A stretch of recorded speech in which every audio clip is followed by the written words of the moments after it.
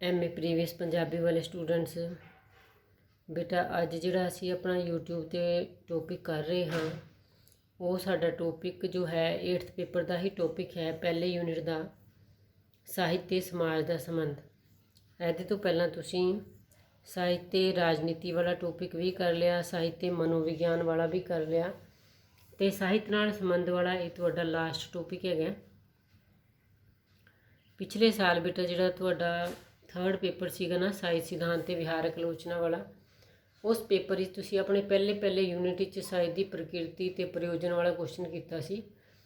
ਉਹਦੇ ਵਿੱਚ ਤੁਸੀਂ ਪੜ੍ਹਿਆ ਹੈ ਕਿ ਸਾਹਿਤ ਜੋ ਹੁੰਦਾ ਹੈ ਉਹ ਸਮਾਜ ਦਾ ਦਰਪਣ ਹੁੰਦਾ ਹੈ, ਤੇ ਬਹੁਤ ਇੰਪੋਰਟੈਂਟ ਉਹ ਕੁਐਸਚਨ ਸੀਗਾ। ਤੁਹਾਨੂੰ ਮੈਂ ਕਿਹਾ ਸੀ ਕਿ ਉਹ ਐਗਜ਼ਾਮ ਵਿੱਚ ਜ਼ਰੂਰ ਆਏਗਾ, ਤੇ ਉਹ ਆਇਆ ਵੀ, ਤੁਸੀਂ ਦੇਖ ਲਿਆ ਤੇ ਕੀਤਾ ਵੀ ਸੀਗਾ ਸਾਰੇ ਬੱਚਿਆਂ ਨੇ, ਤੇ ਉਹ ਤੁਹਾਨੂੰ ਸਮਝ ਆਇਆ ਹੋਇਆ ਹੈ ਕੁਐਸਚਨ। ਤੇ ਐਸੇ ਕਰਕੇ ਇਹ ਜੋ ਅੱਜ ਕੁਐਸਚਨ ਹੈ ਇਹ ਵੀ ਤੁਹਾਨੂੰ ਸਮਝਣਾ ਕੋਈ ਔਖਾ ਨਹੀਂ ਲੱਗੇਗਾ ਕਿ ਸਾਹਿਤ ਦਾ ਤੇ ਸਮਾਜ ਦਾ ਆਪਸ ਵਿੱਚ ਸੰਬੰਧ ਹੁੰਦਾ ਹੈ ਕਿ ਨਹੀਂ ਹੁੰਦਾ ਹੈ। ਇਹ ਗੱਲ ਅਸੀਂ ਇਸ ਕੁਐਸਚਨ ਵਿੱਚ ਕਰਨੀ ਹੈਗੀ। ਹੁੰਦਾ ਹੈ, ਵੈਸੇ ਇਹ ਕੋਈ ਗੱਲ ਨਹੀਂ ਹੈ, ਕਿਉਂਕਿ ਸਾਹਿਤਕਾਰ ਜੋ ਹੁੰਦਾ ਉਹ ਸਮਾਜਿਕ ਪ੍ਰਾਣੀ ਹੁੰਦਾ, ਸਮਾਜ ਵਿੱਚੋਂ ਹੀ ਮੈਟਰ ਲੈ ਕੇ ਉਹ ਲਿਖਦਾ ਹੈ, ਹੁੰਦਾ ਹੈ। ਪਰ ਫਿਰ ਵੀ ਕੁਛ ਇੱਕ ਪੱਛਮੀ ਨਵੀਨ ਜਿਹੜੀਆਂ ਪ੍ਰਣਾਲੀਆਂ ਚੱਲੀਆਂ ਨਾ, ਜਿਵੇਂ ਸੰਰਚਨਾਵਾਦ, ਰੂਸੀ ਰੂਪਵਾਦ, ਆਧੁਨਿਕ ਭਾਸ਼ਾ ਵਿਗਿਆਨ ਆਦਿ, ਇਹ ਕੁਛ ਇੱਕ ਅਜਿਹੀਆਂ ਗੱਲਾਂ ਕਰਦੇ ਨੇ ਕਿ ਸਾਹਿਤ ਜੋ ਹੈ ਉਹਦਾ ਸਮਾਜ ਨਾਲ ਰਿਸ਼ਤਾ ਨਹੀਂ ਹੁੰਦਾ, ਪਰ ਅਜਿਹਾ ਨਹੀਂ ਹੈ। ਦਿੱਲੀ ਸਕੂਲ ਵਾਲੇ ਡਾਕਟਰ ਹਰਭਜਨ ਸਿੰਘ ਵੀ ਇਹ ਗੱਲ ਕਰਦੇ ਰਹੇ। ਕੁਛ ਛੁੱਟ-ਪੁੱਟ ਉਹ ਵਾਲੀਆਂ ਗੱਲਾਂ ਕਰਾਂਗੇ ਅਸੀਂ, ਵੈਸੇ ਉਹ ਜ਼ਿਆਦਾ ਨਹੀਂ ਕਰਾਂਗੇ ਕਿਉਂਕਿ ਉਹ ਨਾ ਫਿਰ ਬੱਚਿਆਂ ਨੂੰ ਟਫ ਲੱਗਦੀਆਂ ਨੇ। ਮੈਟਰ ਕਾਫੀ ਹੈਗਾ, ਪਰ ਮੈਂ ਸੌਖਾ ਜਿਹਾ ਮੈਟਰ ਕਰਾਉਂਗੀ ਤੁਹਾਨੂੰ। ਦੇਖੋ ਬੇਟਾ, ਪਹਿਲਾ ਪੈਰਾਗ੍ਰਾਫ ਦੇਖੋ। ਸਾਹਿਤ ਤੇ ਸਮਾਜ ਦੇ ਸੰਬੰਧਾਂ ਦਾ ਮਸਲਾ ਹੋਰ ਭਾਸ਼ਾਵਾਂ ਦੇ, ਮਤਲਬ ਕਿ ਦੂਜੀਆਂ ਭਾਸ਼ਾਵਾਂ, ਚਾਹੇ ਉਹ ਹਿੰਦੀ, ਚਾਹੇ ਉਹ ਅੰਗਰੇਜ਼ੀ, ਚਾਹੇ ਉਹ, ਕਿਉਂਕਿ ਇਹ ਤੇ ਸਾਰੇ ਜਿੰਨੇ ਵੀ ਲੈਂਗੁਏਜ ਵਾਲੇ ਪੇਪਰ ਹੁੰਦੇ ਨੇ ਨਾ, ਇਹ ਕੁਐਸਚਨ ਸਾਰਿਆਂ 'ਚ ਹੁੰਦਾ ਕਿ ਸਾਹਿਤ ਦਾ ਸਮਾਜ ਨਾਲ ਕੋਈ ਸੰਬੰਧ ਹੁੰਦਾ ਹੈ ਕਿ ਨਹੀਂ। ਇਸ ਕਰਕੇ ਇੱਥੇ ਹੀ ਆਇਆ ਕਿ ਹੋਰ ਭਾਸ਼ਾਵਾਂ ਦੇ ਸਾਹਿਤ ਵਾਂਗ ਪੰਜਾਬੀ ਭਾਸ਼ਾ ਦੇ ਸਾਹਿਤਕ ਖੇਤਰ ਵਿੱਚ ਵੀ ਇਹ ਤਿੱਖੇ ਵਿਵਾਦ ਦਾ ਵਿਸ਼ਾ ਬਣਿਆ ਰਿਹਾ। ਕੀ ਬਣਿਆ ਰਿਹਾ? ਕਿ ਸਾਹਿਤ ਤੇ ਸਮਾਜ ਦਾ ਸੰਬੰਧ ਹੈ ਕਿ ਨਹੀਂ ਹੈ। ਵੱਖ-ਵੱਖ ਮਸਲਿਆਂ ਉੱਪਰ ਸਾਹਿਤ ਤੇ ਸਮਾਜ ਦੇ ਸੰਬੰਧਾਂ ਬਾਰੇ ਵੱਖੋ ਵੱਖਰੇ ਸੁਰ ਵਾਲੇ ਪ੍ਰਸ਼ਨ ਉੱਠਦੇ ਰਹੇ, ਵੱਖ-ਵੱਖ ਮਸਲੇ ਉੱਠਦੇ ਰਹੇ ਤੇ ਵੱਖ-ਵੱਖ ਆਵਾਜ਼ਾਂ ਉੱਠਦੀਆਂ ਰਹੀਆਂ ਕਿ ਸਾਹਿਤ ਤੇ ਸਮਾਜ ਦਾ ਸੰਬੰਧ ਹੈ ਕਿ ਨਹੀਂ ਹੈ।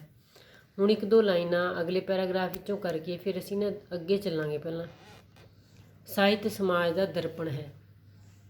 ਸਾਹਿਤ ਸਮਾਜ ਵਿੱਚੋਂ ਹੋਂਦ ਗ੍ਰਹਿਣ ਕਰਕੇ, ਠੀਕ ਹੈ ਨਾ, ਸਾਹਿਤ ਕਿੱਥੋਂ ਦੀ? ਸਮਾਜ ਵਿੱਚੋਂ ਹੋਂਦ ਗ੍ਰਹਿਣ ਕਰਕੇ ਹੀ ਖੁਦ ਮੁਖਤਿਆਰ ਦਾ ਧਾਰਨੀ ਹੈ। ਸਾਹਿਤ ਵਿਅਕਤੀਗਤ ਭਾਵਾਂ, ਕੀ ਹੁੰਦਾ ਹੈ ਸਾਹਿਤ ਵਿੱਚ? ਕਿਸੇ ਲੇਖਕ ਦੀਆਂ ਵਿਅਕਤੀਗਤ ਭਾਵਾਂ ਅਤੇ ਮਨੋ ਅਵਸਥਾਵਾਂ ਨੂੰ ਪ੍ਰਗਟ ਕਰਨ ਦਾ ਮਾਧਿਅਮ ਹੁੰਦਾ ਹੈ। ਜਿਹੜਾ ਬੰਦੇ ਨੂੰ ਲਿਖਣ ਦੀ ਆਦਤ ਹੁੰਦੀ ਹੈ ਉਹ ਆਪਣੇ ਮਨ ਦੀਆਂ ਭਾਵਨਾਵਾਂ ਨੂੰ ਤੇ ਆਪਣੀਆਂ ਵਿਅਕਤੀਗਤ ਭਾਵਨਾਵਾਂ ਨੂੰ ਜੋ ਹੈ ਸਾਹਿਤ ਦੇ ਮਾਧਿਅਮ ਰਾਹੀਂ ਪ੍ਰਗਟਾਉਂਦਾ ਹੈ। ਤੇ ਇਹ ਵੱਖ-ਵੱਖ ਪ੍ਰਸ਼ਨ ਜਿਹੜੇ ਨੇ ਪੰਜਾਬੀ ਸਾਹਿਤ ਆਲੋਚਨਾ ਦੇ ਖੇਤਰ ਵਿੱਚ ਵਾਦ ਵਿਵਾਦ ਦੇ ਸੰਬੰਧ ਜਾਂ ਸੰਵਾਦ ਦਾ ਰੂਪ ਗ੍ਰਹਿਣ ਕਰਦੇ ਰਹੇ। ਹੁਣ ਇੱਕ ਵਾਰੀ ਅਗਲੇ ਪੇਜਾਂ ਤੇ ਚੱਲਦੇ ਹੈਗੇ, ਫਿਰ ਆਵਾਂਗੇ ਇੱਥੇ ਵਾਪਸ। ਦੇਖੋ ਬੇਟਾ, ਜਿੱਥੇ ਟਿਕ ਲੱਗਿਆ ਨਾ, ਇੱਥੇ ਦੇਖੋ।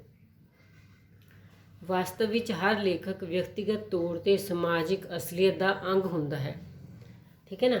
ਹਰ ਲੇਖਕ ਸਮਾਜਿਕ ਅਸਲੀਅਤ ਦਾ ਅੰਗ ਹੁੰਦਾ ਹੈ। ਉਹ ਆਪਣੇ ਵਿਸ਼ੇਸ਼ ਦ੍ਰਿਸ਼ਟੀਕੋਣ ਤੋਂ, ਮਤਲਬ ਕਿ ਉਹਦਾ ਦ੍ਰਿਸ਼ਟੀਕੋਣ ਵੱਖਰਾ ਹੁੰਦਾ ਹੈ ਸਾਡੇ ਨਾਲੋਂ, ਕਿਉਂਕਿ ਸਾਨੂੰ ਜਿਨ੍ਹਾਂ ਨੂੰ ਲਿਖਣਾ ਨਹੀਂ ਆਉਂਦਾ, ਲਿਟਰੇਚਰ ਲਿਖਣਾ ਨਹੀਂ ਆਉਂਦਾ, ਸਾਡੇ ਨਾਲੋਂ ਵੱਖਰਾ ਦ੍ਰਿਸ਼ਟੀਕੋਣ ਹੁੰਦਾ ਲੇਖਕ ਦਾ। ਵਿਸ਼ੇਸ਼ ਦ੍ਰਿਸ਼ਟੀਕੋਣ ਤੋਂ ਸਮਾਜ ਵਿੱਚੋਂ ਪ੍ਰਾਪਤ ਕੀਤੇ ਗਏ ਅਨੁਭਵ ਨੂੰ ਵਿਸ਼ੇਸ਼ ਲੋੜਾਂ ਦੀ ਪੂਰਤੀ ਹਿੱਤ, ਕੁਝ ਵਿਸ਼ੇਸ਼ ਜ਼ਰੂਰਤਾਂ ਦੀ ਪੂਰਤੀ ਹਿੱਤ ਸਾਹਿਤ ਸਿਰਜਣਾ ਦੁਆਰਾ ਪ੍ਰਤੀਬਿੰਬਿਤ ਕਰਦਾ ਹੈ। ਕੁਝ ਉਹਦੀਆਂ ਆਪਣੀਆਂ ਲੋੜਾਂ ਵੀ ਹੋ ਸਕਦੀਆਂ ਨੇ, ਕੁਝ ਉਹਦੇ ਮਨ ਦੇ ਵਿੱਚ ਇੰਝ ਵੀ ਹੋ ਸਕਦਾ ਕਿ ਉਹਨੇ ਸਮਾਜ ਦੀ ਭਲਾਈ ਦੇ ਲਈ ਕੋਈ ਕੰਮ ਕਰਨਾ ਹੈ। ਬਹੁਤ ਸਾਰੀਆਂ ਲੋੜਾਂ ਹੋ ਸਕਦੀਆਂ ਨੇ। ਸਾਹਿਤਕਾਰ ਇੱਕ ਸਮਾਜਿਕ ਪ੍ਰਾਣੀ ਹੋਣ ਕਰਕੇ ਆਪਣੇ ਵਿਚਾਰਾਂ ਨੂੰ ਸਮਾਜ ਦੇ ਹੋਰ ਲੋਕਾਂ ਨਾਲ ਸਮਾਜਿਕ ਪ੍ਰਾਣੀ ਹੋਣ ਕਰਕੇ ਆਪਣੇ ਵਿਚਾਰਾਂ ਨੂੰ ਸਮਾਜ ਦੇ ਹੋਰ ਲੋਕਾਂ ਨਾਲ ਸਾਂਝੀਆਂ ਕਰਨਾ ਚਾਹੁੰਦਾ ਹੈ। ਉੱਪਰ ਸਾਂਝਿਆ ਹੈਗਾ ਵਰਡ ਜਿਹੜਾ ਇੱਥੇ ਮੁੜਿਆ ਹੋਇਆ।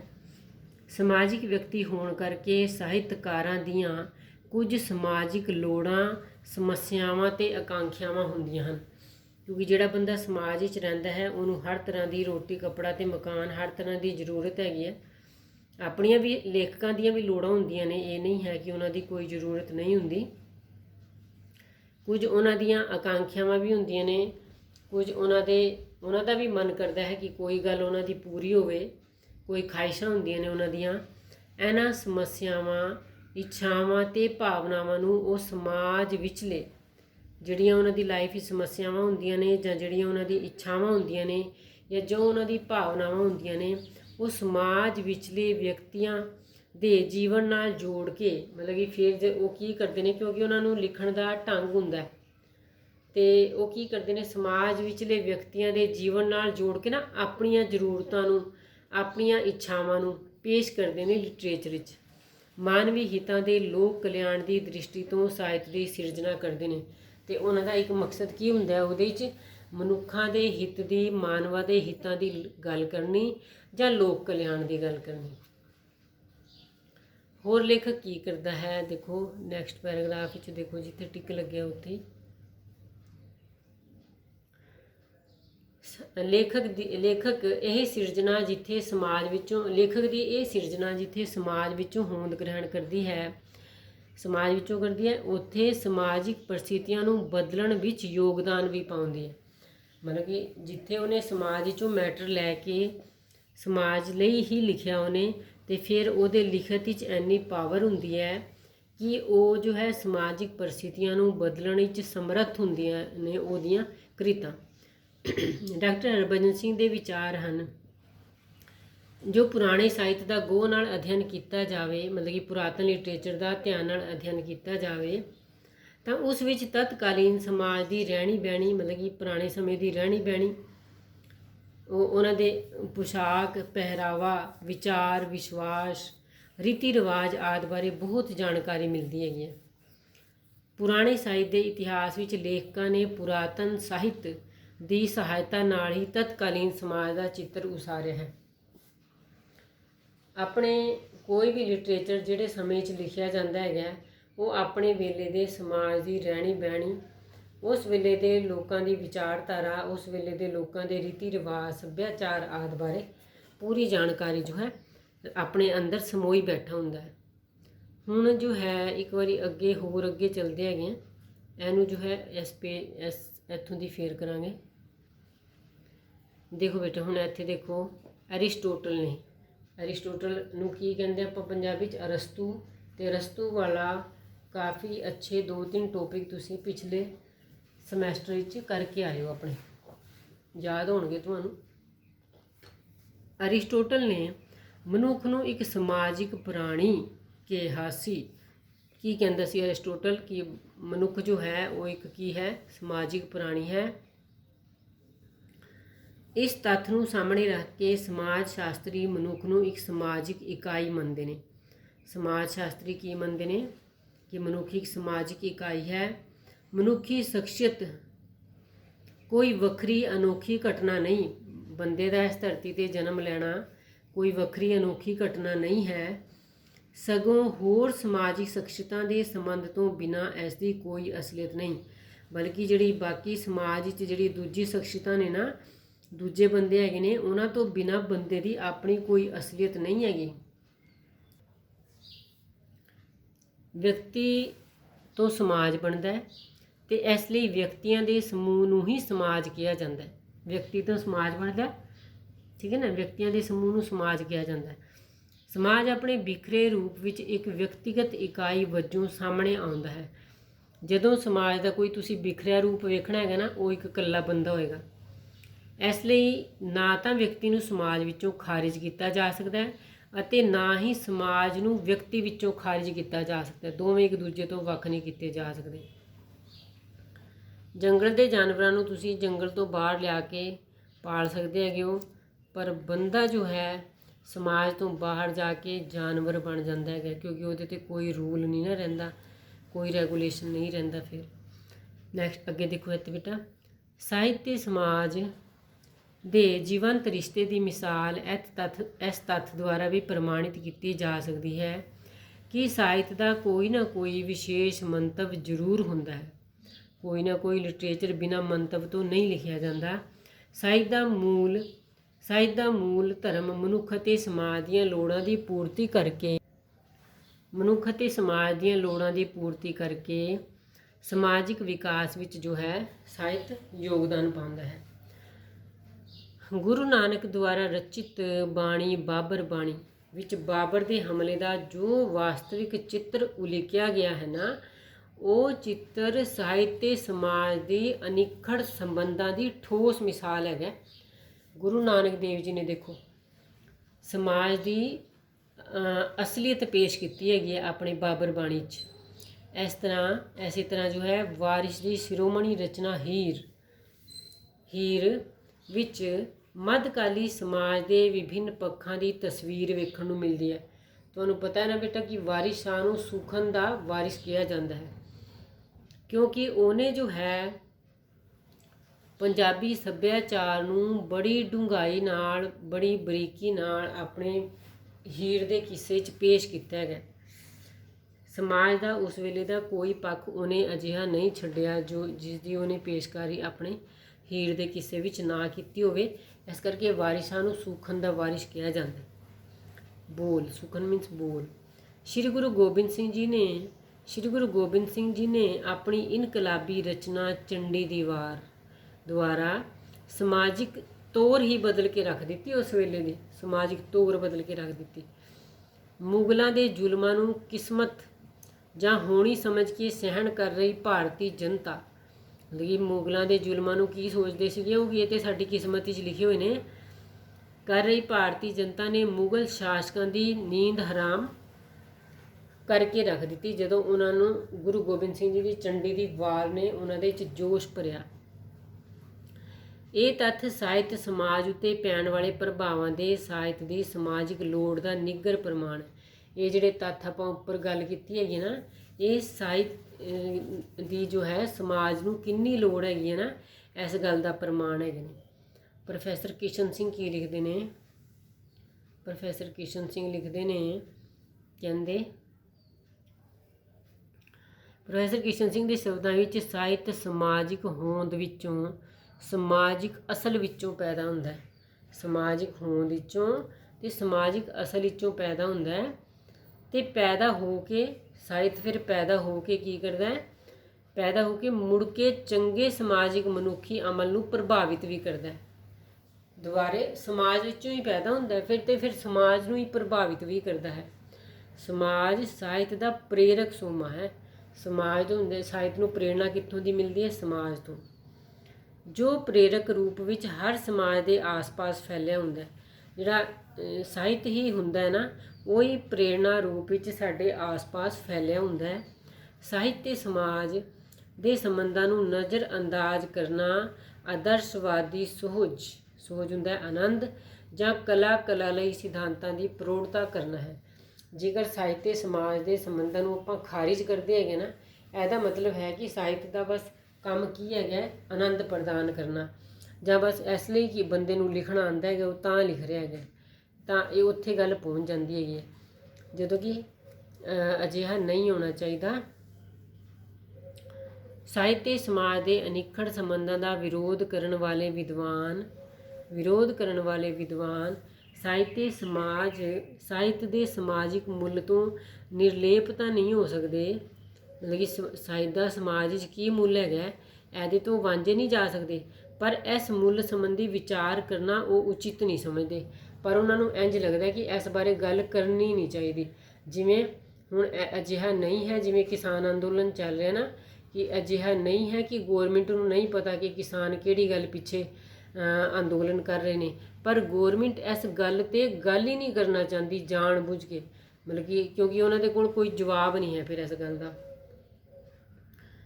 उचित नहीं समझते। तो साहित्य का मुल जो है साहित्य का रस सोझ स्वाद ते आनंद माणन तक ही उन्होंने सीमित कर देंगे ने। मतलब कि जोड़े विद्वान साहित्य समाज के संबंधों की गल नहीं ना करना चाहते, ਉਹ ਕੀ ਕਰਦੇ ਨੇ ਫਿਰ, ਉਹ ਕਿਹੜੀਆਂ ਗੱਲਾਂ ਤੱਕ ਰੁਕ ਜਾਂਦੇ ਨੇ? ਸਾਹਿਤ ਦੇ ਮੁੱਲ ਦੀ ਗੱਲ ਕਰਨ ਦੇਣਗੇ, ਸਾਹਿਤ ਨੂੰ ਪੜ੍ਹ ਕੇ ਜਿਹੜਾ ਰਸ ਆ ਰਿਹਾ ਉਹਦੀ ਗੱਲ ਕਰ ਦਿੰਦੇ ਨੇ, ਸਾਹਿਤ ਨੂੰ ਪੜ੍ਹ ਕੇ ਜਿਹੜਾ ਆਨੰਦ ਆ ਰਿਹਾ ਉਹਦੇ ਤੱਕ ਹੀ ਸੀਮਿਤ ਰਹਿ ਜਾਂਦੇ ਨੇ।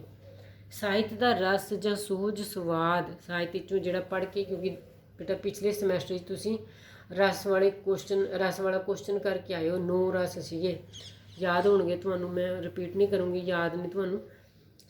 ਸਾਹਿਤ ਦਾ ਰਸ ਜਾਂ ਸੋਝ ਸਵਾਦ, ਸੋਝ ਹੁੰਦਾ ਆਨੰਦ, ਸੋਝ ਵਾਲਾ ਵੀ ਅਸੀਂ ਕੁਐਸਚਨ ਕੀਤਾ ਹੈ। ਸਵਾਦ ਕੇਵਲ ਸਾਹਿਤ ਦੇ ਕਰਤੱਵ ਦੀ ਪਾਲਣਾ ਦਾ ਸਾਧਨ ਮਾਤਰ ਬਣਦਾ ਹੈ। ਸਾਹਿਤਕ ਰਚਨਾ ਦਾ ਮਨੋਰਥ ਜਿਹੜਾ ਹੁੰਦਾ ਨਾ, ਉਹ ਰਸਮਈ ਤਰੀਕੇ ਨਾਲ ਸਮਾਜ ਅੰਦਰਲੀ ਲੋੜ ਦੀ ਪੂਰਤੀ ਲਈ ਸਮਾਜਿਕ ਅਸਲੀਅਤ ਬਾਰੇ ਜਾਗਰੂਕ ਤੇ ਚੇਤਨ ਕਰਨਾ ਹੁੰਦਾ ਹੈ। ਕੋਈ ਵੀ ਸਾਹਿਤਕ ਰਚਨਾ ਹੁੰਦੀ ਹੈ ਨਾ, ਉਹਦਾ ਮੁੱਖ ਮਨੋਰਥ ਜੋ ਹੁੰਦਾ ਹੈ ਨਾ, ਉਹ ਹੁੰਦਾ ਕਿ ਉਹਦੇ ਵਿੱਚ ਰਸ ਹੋਣਾ ਚਾਹੀਦਾ। ਜਿਵੇਂ ਚੰਡੀ ਦੀ ਵਾਰ ਹੈ, ਉਹਦੇ 'ਚ ਬੀਰ ਰਸ ਹੈ, ਠਾਠਾ ਮਾਰਦਾ ਹੈਗਾ ਉਹਦੇ 'ਚ ਬੀਰ ਰਸ, ਪਰ ਫਿਰ ਉਹ ਆਪਣੀ ਨਾਲ ਉਹ ਆਪਣੀ ਸਮਾਜਿਕ ਜ਼ਿੰਮੇਵਾਰੀ ਵੀ ਤਾਂ ਨਿਭਾ ਰਹੀ ਹੈਗੀ ਨਾ। ਉਹ ਵਾਰ ਉਹਨੂੰ ਪੜ੍ਹ ਕੇ ਲੋਕਾਂ ਦੇ ਅੰਦਰ ਬਹਾਦਰੀ ਆ ਜਾਂਦੀ ਹੈਗੀ ਹੈ। ਸਮਾਜ ਅੰਦਰਲੀ ਲੋੜ ਜਿਹਦੀ ਜ਼ਰੂਰਤ ਸੀਗੀ ਉਹਨਾਂ ਨੂੰ ਵੀ ਪੂਰਾ ਕਰਦਾ ਹੈਗਾ ਲਿਟਰੇਚਰ ਵਿੱਚ ਰਸ ਹੋਣਾ ਬਹੁਤ ਜ਼ਰੂਰੀ ਹੈ। ਵਾਰਿਸ ਸ਼ਾਹ ਦੀ ਹੀਰ ਵਿੱਚ ਸ਼ਿੰਗਾਰ ਰਸ ਠਾਠਾ ਮਾਰ ਰਿਹਾ ਹੈਗਾ, ਕਰੁਣਾ ਰਸ ਠਾਠਾ ਮਾਰ ਰਿਹਾ ਹੈਗਾ, ਉਹ ਵੀ ਜ਼ਰੂਰੀ ਹੈ। ਰਸ ਤੋਂ ਬਗੈਰ ਵੀ ਸਾਨੂੰ ਕੋਈ ਸਵਾਦ ਨਹੀਂ ਆਉਂਦਾ, ਪਰ ਉਹ ਜੋ ਹੈ ਨਾਲ ਆਪਣੀ ਨੈਤਿਕ ਜ਼ਿੰਮੇਵਾਰੀ ਵੀ ਜੋ ਹੈ, ਉਹਦੀ ਸਮਾਜਿਕ ਜ਼ਿੰਮੇਵਾਰੀ ਵੀ ਲਿਟਰੇਚਰ ਜੋ ਹੈ ਉਹ ਨਾਲ ਨਿਭਾਉਂਦਾ ਹੈ। ਦੇਖੋ ਬੇਟਾ, ਜਿੱਥੇ ਟਿਕ ਲਗਾਇਆ ਨਾ, ਇੱਥੋਂ ਹੀ ਦੇਖੋ, ਆਪਣਾ ਪੰਜਾਬੀ ਦਾ ਇੱਕ ਵਿਦਵਾਨ ਹੈ ਡਾਕਟਰ ਹਰਭਜਨ ਸਿੰਘ, ਉਹ ਕੀ ਮੰਨਦਾ, ਕਹਿੰਦਾ ਸਾਹਿਤ ਨੂੰ ਨਾ, ਡਾਕਟਰ ਹਰਭਜਨ ਸਿੰਘ ਸਾਹਿਤ ਨੂੰ ਦੁਜੈਲੀ ਸਿਰਜਣਾ ਮੰਨ ਕੇ ਸਾਹਿਤ ਤੇ ਸਮਾਜ ਦੇ ਆਪਸੀ ਸੰਬੰਧਾਂ ਨੂੰ ਸਵੀਕਾਰ ਕਰਨ ਤੋਂ ਇਨਕਾਰੀ ਹੋ ਜਾਂਦਾ ਹੈ। ਡਾਕਟਰ ਹਰਭਜਨ ਸਿੰਘ ਕੀ ਮੰਨਦਾ ਸਾਹਿਤ ਨੂੰ, ਕਹਿੰਦਾ ਇਹ ਤੇ ਦੁਜੈਲੀ ਸਿਰਜਣਾ ਹੈਗੀ ਹੈ ਅਤੇ ਇਹਨਾਂ ਦਾ ਸਾਹਿਤ ਤੇ ਸਮਾਜ ਦਾ ਆਪਸ ਵਿੱਚ ਕੋਈ ਰਿਸ਼ਤਾ ਨਹੀਂ ਹੈ। ਹੋਰ ਉਹ ਕੀ ਲਿਖਦਾ ਹੈ? ਉਹ ਲਿਖਦਾ ਹੈ ਕਿ ਸਾਹਿਤ ਨੂੰ ਜੀਵਨ ਦਾ ਪ੍ਰਤੀਬਿੰਬ ਸਮਝਣਾ, ਸਾਹਿਤ ਦੇ ਜੀਵੰਤ ਚਰਿੱਤਰ ਤੋਂ ਇਨਕਾਰ ਕਰਨਾ ਹੈ। ਕਿ ਜੇਕਰ ਸਾਹਿਤ ਨੂੰ ਤੁਸੀਂ ਜੀਵਨ ਦਾ ਪ੍ਰਤੀਬਿੰਬ ਸਮਝੋਗੇ ਨਾ, ਫਿਰ ਸਾਹਿਤ ਜੋ ਹੈ, ਕਿਉਂਕਿ ਸਾਹਿਤ ਵੀ ਜਿਉਂਦਾ ਹੈ, ਕਹਿੰਦਾ ਸਾਹਿਤ ਨੂੰ ਜੀਵੰਤ ਮੰਨਦਾ ਉਹ, ਕਹਿੰਦਾ ਇਹਦੇ ਉੱਤੇ ਜੋ ਹੈ ਫਿਰ ਸ਼ੱਕ ਪੈਦਾ ਹੁੰਦਾ ਕਿ ਸਾਹਿਤ ਜੋ ਹੈ ਜੀਵੰਤ ਨਹੀਂ ਹੈ, ਜੇਕਰ ਉਹ ਪ੍ਰਤੀਬਿੰਬ ਹੈਗਾ ਸਮਾਜ ਦਾ। ਸਿਰਜਣਾ ਦੇ ਕਾਰਜ ਨੂੰ ਨਿਰਜਿੰਦ ਦਰਪਣ ਦੇ ਕਾਰਜ ਨਾਲ ਮੇਲਿਆ ਨਹੀਂ ਜਾ ਸਕਦਾ। ਉਹ ਕੀ ਕਹਿੰਦਾ ਹਰਭਜਨ ਸਿੰਘ, ਕਹਿੰਦਾ ਸਿਰਜਣਾ ਦੇ ਕਾਰਜ ਨੂੰ ਨਾ ਕਿਸੇ ਨਿਰਜਿੰਦ ਦਰਪਣ ਦੇ ਕਾਰਜ ਨਾਲ, ਨਿਰਜਿੰਦ ਦਰਪਣ ਕਿਹਨੂੰ ਕਹਿ ਰਿਹਾ, ਉਹ ਜੋ ਸਮਾਜ ਦੀ ਪੇਸ਼ਕਾਰੀ ਸਾਹਿਤ ਵਿੱਚ ਹੁੰਦੀ ਹੈ ਉਹਨੂੰ ਕਹਿ ਰਿਹਾ। ਸਾਹਿਤ ਨੂੰ ਸਮਾਜ ਦਾ ਪ੍ਰਗਟਾਵਾ ਮੰਨ ਲੈਣਾ ਵੀ ਸੰਭਵ ਨਹੀਂ। ਅਤੇ ਇਹ ਵੀ ਕਹਿੰਦਾ ਕਿ ਸਾਹਿਤ ਨੂੰ ਕੀ ਸਮਾਜ ਨੂੰ ਪ੍ਰਗਟਾ ਰਿਹਾ ਇਹ ਮੰਨ ਲੈਣਾ ਵੀ ਜੋ ਹੈ ਸੰਭਵ ਨਹੀਂ। ਇਸ ਤਰ੍ਹਾਂ ਡਾਕਟਰ ਹਰਭਜਨ ਸਿੰਘ ਮਾਰਕਸਵਾਦੀ ਆਲੋਚਨਾ ਦੇ ਪ੍ਰਤੀਬਿੰਬ ਸਿਧਾਂਤ ਦੇ ਵਿਰੋਧ ਵਿੱਚ ਸਾਹਿਤ ਨੂੰ ਸਮਾਜਿਕ ਜੀਵਨ ਦਾ ਅਕਸ਼ ਜਾਂ ਪ੍ਰਗਟਾਵਾ ਮੰਨਣ ਦੀ ਥਾਂ ਇੱਕ ਅਜਿਹੀ ਕਾਲਪਨਿਕ ਕਿਰਤ ਮੰਨਦਾ ਹੈ ਜਿਸ ਦੀ ਪ੍ਰਕਿਰਤੀ ਸਮਾਜ ਤੋਂ ਮੂਲੋਂ ਭਿੰਨ ਹੈ। ਮਤਲਬ ਕਿ ਗਲਪ ਮੰਨਦਾ, ਇਹਨੂੰ ਗੱਪ ਮੰਨਦਾ ਹੈ ਸਾਹਿਤ ਨੂੰ, ਕਹਿੰਦਾ ਕਿ ਇਹਦੀ ਜਿਹੜੀ ਪ੍ਰਕਿਰਤੀ ਹੈ ਉਹ ਤੇ ਸਮਾਜ ਤੋਂ ਭਿੰਨ ਹੈ। ਦੇਖੋ ਬੇਟਾ, ਹੁਣ ਕੁਝ ਬੱਚੇ ਇੱਕ ਪੈਰਾਗ੍ਰਾਫ ਇਹ ਵੇਖ ਲਓ, ਪਰ ਮੈਂ ਇਹਨੂੰ ਪੜ੍ਹ ਨਹੀਂ ਰਹੀ। ਸਾਸੂਰ ਨੇ ਭਾਸ਼ਾ ਦੇ ਆਪ ਹੁਦਰੇ ਸੁਭਾਅ ਦੀ ਗੱਲ ਕਰਦੇ ਹਾਂ। ਜੇਕਰ ਤੁਸੀਂ ਕਰਨਾ ਇਹਨੂੰ ਪਾਉਸ ਕਰਕੇ ਇਹਨੂੰ ਰੀਡ ਕਰ ਸਕਦੇ ਹੋ, ਪਰ ਮੈਂ ਜੋ ਹੈ ਅਜੇ ਅੱਗੇ ਚੱਲ ਰਹੀ ਹਾਂ ਕਿਉਂਕਿ ਵੀਡੀਓ ਬਹੁਤ ਲੰਬੀ ਹੋ ਗਈ ਹੈ। ਦੇਖੋ, ਵਾਸਤਵ ਵਿੱਚ ਸਾਹਿਤਕ ਕਿਰਤ ਵਿੱਚ ਸਮਾਜਿਕ ਅਸਲੀਅਤ ਦਾ ਚਿੱਤਰ ਜੋ ਹੈ ਫੋਟੋਗ੍ਰਾਫੀ ਵਾਂਗ ਹੁੰਦਾ ਹੈ। ਸਾਹਿਤਕ ਕਿਰਤ ਵਿੱਚ ਸਮਾਜਿਕ ਅਸਲੀਅਤ ਕਿਵੇਂ ਪੇਸ਼ ਹੁੰਦੀ ਹੈ? ਜਿਵੇਂ ਫੋਟੋ ਹੁੰਦੀ ਹੈ। ਸਗੋਂ ਸਾਹਿਤਕ ਤੇ ਕਲਾਤਮਕ ਜੁਗਤਾਂ ਦੀ ਵਰਤੋਂ ਦੁਆਰਾ ਸਮਾਜ ਦਾ ਕਾਲਪਨਿਕ ਬਿੰਬ ਉਹਦੇ 'ਚ ਸਿਰਜਿਆ ਜਾਂਦਾ ਹੈਗਾ। ਜਾਂ ਤਾਂ ਉਹ ਫੋਟੋ ਵਾਂਗ ਹੁੰਦਾ ਜਾਂ ਕਾਲਪਨਿਕ ਬਿੰਬ ਹੁੰਦਾ ਹੈ ਜਿਹੜਾ ਸਾਹਿਤਕ ਤੇ ਕਲਾਤਮਕ ਜੁਗਤਾਂ ਦੁਆਰਾ ਸਿਰਜਿਆ ਜਾਂਦਾ ਹੈ। ਦੇਖੋ ਬੇਟਾ, ਇੱਕ ਮਾਰਕਸਵਾਦੀ ਵਿਦਵਾਨ ਹੈ ਪਲੈਖਨੋਵ, ਉਹ ਕੀ ਕਹਿੰਦਾ ਆਪਣੇ ਸ਼ਬਦਾਂ ਵਿੱਚ, ਉਹਦੇ ਸ਼ਬਦਾਂ ਵਿੱਚ ਉਹ ਕੀ ਲਿਖਦਾ ਹੈ, ਕਹਿੰਦਾ ਕਿ ਸਮਾਜ ਕਲਾਕਾਰ ਵਾਸਤੇ ਨਹੀਂ ਬਣਿਆ, ਸਗੋਂ ਕਲਾਕਾਰ ਸਮਾਜ ਵਾਸਤੇ ਬਣਿਆ ਗਿਆ। ਕਲਾ ਦਾ ਕਰਤੱਵ ਹੈ ਕਿ ਮਨੁੱਖ ਦੀ ਚੇਤਨਾ ਦੇ ਵਿਕਾਸ ਵਿੱਚ ਸਮਾਜਿਕ ਪ੍ਰਬੰਧ ਨੂੰ ਬਿਹਤਰ ਬਣਾਉਣ ਵਿੱਚ ਸਹਾਈ ਹੋਵੇ। ਕਲਾ ਦਾ ਕੀ ਕਰਤੱਵ ਹੈਗਾ ਕਿ ਮਨੁੱਖ ਦੀ ਚੇਤਨਾ ਦੇ ਵਿਕਾਸ ਵਿੱਚ ਸਮਾਜਿਕ ਪ੍ਰਬੰਧ ਨੂੰ ਹੋਰ ਬਿਹਤਰ ਬਣਾਇਆ ਜਾਏ।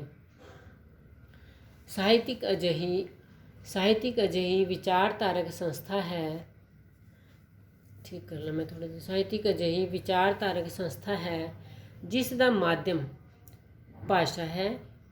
ਜਿਵੇਂ ਦੇਖੋ ਪੇਂਟਿੰਗ ਜਦੋਂ ਬਣਾਉਣੀ ਹੁੰਦੀ ਹੈ ਤੇ ਉਸ ਵੇਲੇ ਕਲਰਾਂ ਦੀ ਲੋੜ ਹੁੰਦੀ ਹੈ, ਮੂਰਤੀ ਜਦੋਂ ਬਣਾਉਣੀ ਹੁੰਦੀ ਹੈ ਮਿੱਟੀ ਦੀ ਲੋੜ ਹੁੰਦੀ ਹੈ, ਤੇ ਸਾਹਿਤ ਦੀ ਸਿਰਜਣਾ ਲਈ ਜੋ ਹੈ ਭਾਸ਼ਾ ਦੀ ਲੋੜ ਹੈ। ਭਾਸ਼ਾ ਦੀ ਸਿਰਜਣਾ ਸਮਾਜ ਵਿਚਲੇ ਵਿਅਕਤੀਆਂ ਦੁਆਰਾ ਹੀ ਕੀਤੀ ਜਾਂਦੀ ਹੈ। ਭਾਸ਼ਾ ਨੂੰ ਮਾਧਿਅਮ ਬਣਾਉਣ ਕਰਕੇ ਹੀ ਸਾਹਿਤ ਦਾ ਚਰਿੱਤਰ ਹੋਰ ਕਲਾਵਾਂ ਤੋਂ ਭਿੰਨ ਹੈ। ਭਾਸ਼ਾ ਨੂੰ ਮਾਧਿਅਮ ਬਣਾਉਂਦਾ ਹੈ ਕਿਉਂਕਿ ਇਹ ਲਈ ਦੂਜੀਆਂ ਕਲਾਵਾਂ ਤੋਂ ਭਿੰਨ ਹੈ। ਸਾਹਿਤ ਹੋਰ ਕਲਾਵਾਂ ਜਿਵੇਂ ਚਿੱਤਰਕਲਾ, ਸੰਗੀਤ ਕਲਾ, ਬੁੱਤ ਕਲਾ, ਨ੍ਰਿਤ ਕਲਾ ਆਦਿ ਤੋਂ ਵੱਖਰਤਾ ਸਥਾਪਿਤ ਕਰਦਾ ਹੋਇਆ ਇੱਕ ਪ੍ਰਭਾਵਸ਼ਾਲੀ ਕਲਾ ਹੋਰ ਨਿਬੜਦਾ ਹੈ। ਸਾਹਿਤ ਵਿੱਚ ਸੋਚ ਤੇ ਰੋਚਕਤਾ ਭਰਨ ਲਈ ਲੇਖਕ ਬਿੰਬ, ਅਲੰਕਾਰ, ਪ੍ਰਤੀਕਾਂ ਆਦਿ ਦੀ ਵਰਤੋਂ ਕਰਦੇ ਹਨ ਤੇ ਸਾਹਿਤ ਸੋਚ ਦਾ ਆਧਾਰ ਇਹ ਕਲਾਤਮਕ ਸਾਧਨ ਸਮਾਜ ਦੇ ਵੱਖ-ਵੱਖ ਖੇਤਰਾਂ ਵਿੱਚ ਪਸਰੇ ਹੋਏ ਹਨ ਕਿ ਸਾਹਿਤ ਜੋ ਹੈ ਉਹ ਆਨੰਦ ਪ੍ਰਦਾਨ ਕਰਨ ਦਾ ਸਾਧਨ ਹੈ। ਇਹ ਗੱਲ ਪਸਰੀ ਹੋਈ ਹੈ ਵੱਖ-ਵੱਖ ਸਮਾਜਾਂ ਵਿੱਚ, ਸਮਾਜ ਦੇ ਵੱਖ-ਵੱਖ ਖੇਤਰਾਂ ਵਿੱਚ।